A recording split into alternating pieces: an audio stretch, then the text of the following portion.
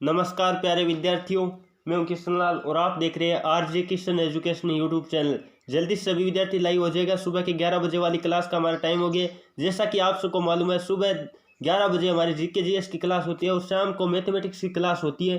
तो जल्दी से एक बार लाइव आ जाएगा और सभी ग्रुप जितने भी अपने साथी हैं उनमें शेयर कर दीजिएगा, ताकि ज़्यादा से ज़्यादा विद्यार्थी इस सेशन का फ़ायदा उठा पाए।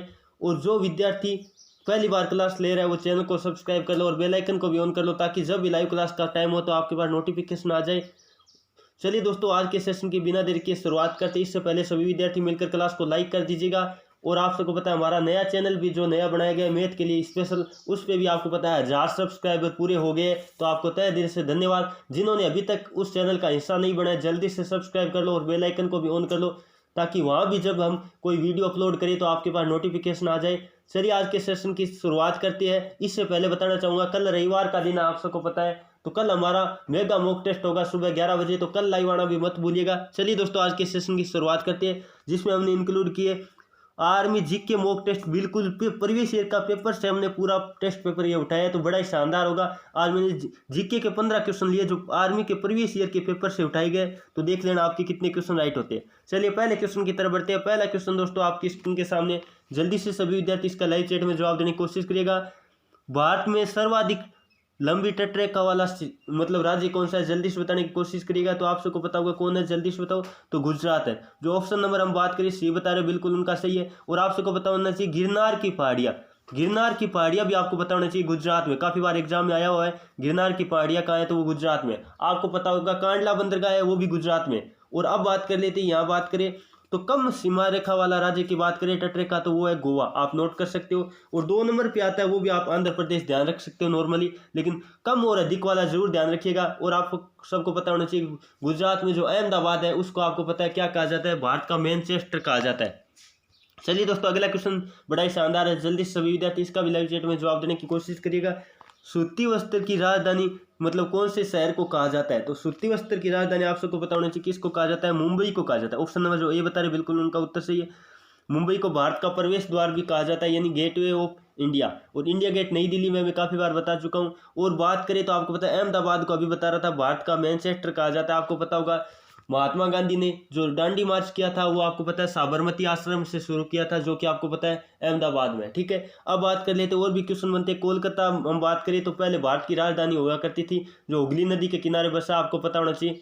तो ये जो भी क्वेश्चन आपके बनते हैं नोट कर लेना। चलिए दोस्तों, अगले क्वेश्चन की तरफ बढ़ते हैं। अगला क्वेश्चन नंबर हम बात करें स्क्रीन के सामने, जल्दी सभी विद्यार्थी इसका भी जवाब देने की कोशिश करेगा।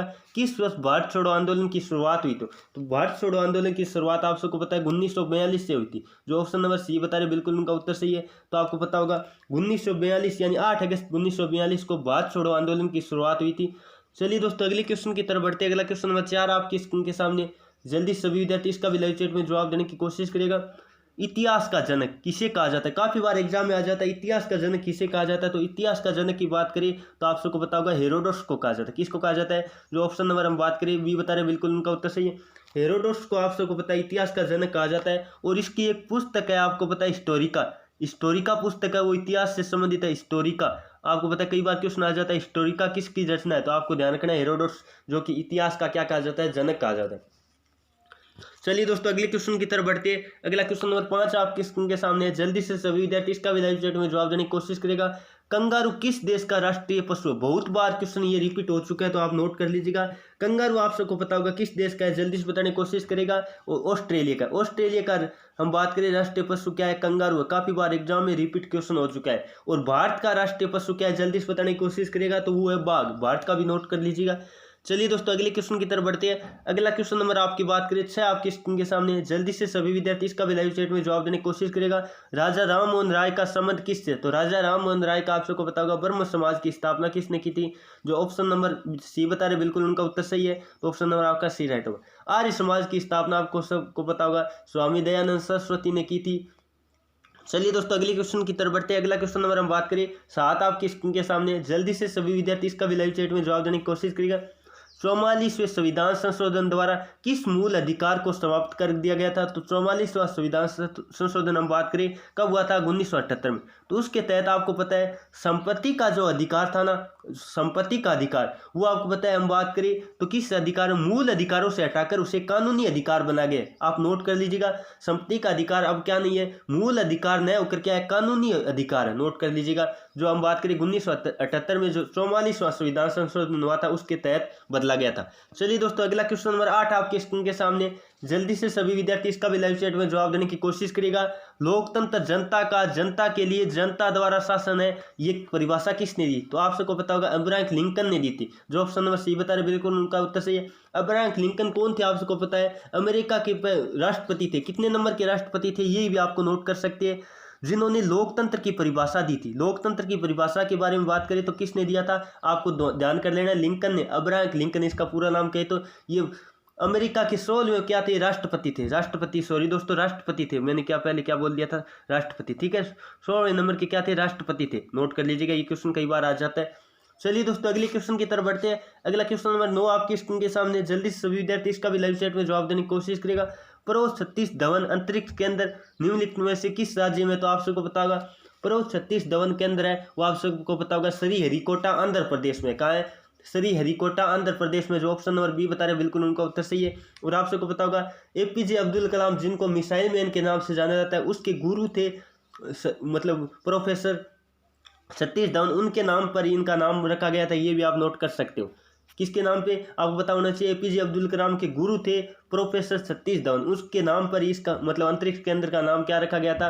आपको पता होना चाहिए सतीश धवन अंतरिक्ष केंद्र। चलिए दोस्तों, अगला क्वेश्चन नंबर 10 आपके स्क्रीन के सामने। बड़ा ही शानदार क्वेश्चन है, बहुत बार, कम से कम आर्मी पेपरों में मैं क्या कहूँ, बहुत बार रिपीट हो चुका है। झुकी हुई मीनार किस देश का राष्ट्रीय स्मारक है? तो झुकी हुई मीनार, जल्दी से जवाब देने की कोशिश करेगा। तो पिसा की झुकी हुई मीनार, आप कहते हैं ना पिसा की झुकी हुई मीनार, तो आपको पता है इटली। कहाँ है दोस्तों? इटली। जो ऑप्शन नंबर सी बता रहे बिल्कुल उनका उत्तर सही है। तो आप ध्यान रखिएगा, पिसा की झुकी हुई मीनार या सीधा कहे झुकी हुई मीनार, तो वो है कहाँ है? इटली में। काफी बार एग्जाम में आ जाता है। और आप बात करो गिजा का पिरामिड, तो मिस्र को कहा जाता है। गिजा का पिरामिड आपको पता है कहाँ है? मिस्र में। इसीलिए मिस्र को आपको पता है, मिस्र देश है, उसको पिरामिडों का शहर कहा जाता है। अब बात कर लेते हैं एफिल टावर, काफी बार आ चुका है पेरिस फ्रांस में। एफिल टावर कहाँ है दोस्तों? फ्रांस में। ये नोट कर लीजिएगा, महत्वपूर्ण क्वेश्चन बनता है। चलिए दोस्तों, अगला क्वेश्चन नंबर 11 आपके स्क्रीन के सामने। जल्दी से सभी विद्यार्थी इसका भी लाइव चैट में जवाब देने की कोशिश करिएगा। राष्ट्रपति किसके समकक्ष हम बात करें शपथ लेता है? तो आप सबको पता होगा मुख्य न्यायाधीश। जो ऑप्शन नंबर सी बता रहे बिल्कुल उनका उत्तर सही है। यानी हम बात करें शपथ कह दो या त्याग पत्र कह दो, किन के समकक्ष देता है?